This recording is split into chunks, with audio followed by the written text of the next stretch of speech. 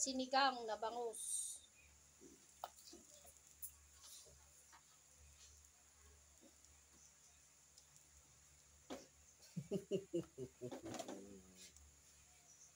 Mga guys, ang dami nito mga guys.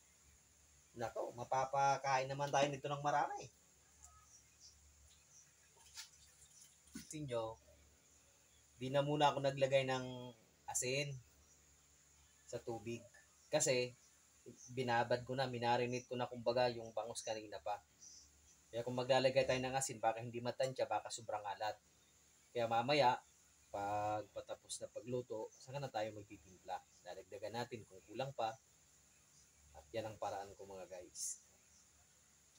Kaya nanunuot ang lasa, ang sarap sa bawat kagat. Check natin mga guys kung luto na. Hindi pa. Mga 2 minutes pa. Takpan natin ulit. Sige, check na.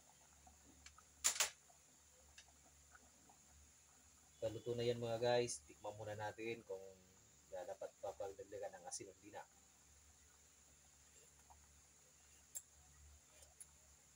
Dagdagan natin ng kunting asin.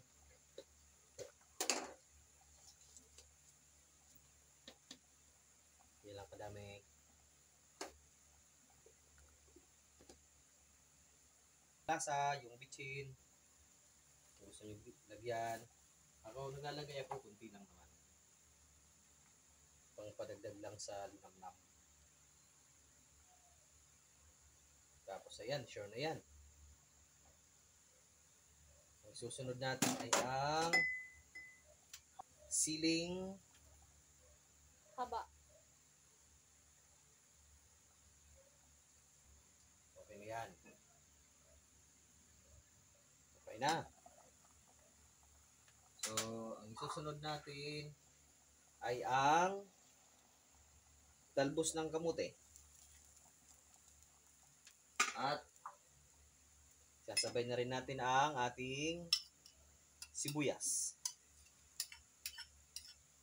At tapos, Walang kamatis. Kung ano lang yung available, yun na lang. hindi na maganda kasi na may kamatis pa pag ang pangasim mo ay calamansi juice. So, yan na. Hindi na natin pakukulin yan para hindi ma-overcook ang ating talbos kamote. At ito na ang ating calamansi juice. Ito ang ating pang-asim. So, huwag nating ubusin. 6 na piraso yan para hindi sobrang asim. Ngayon, depende sa taste nyo kung dapat ba dagdagan o hindi na. Kaya titikman natin ulit ito kung tama na ba ang asim.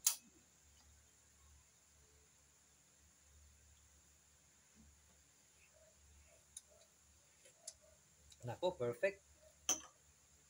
Tatakpan natin ulit at maghanap tayo ng hapagkainan para kumain.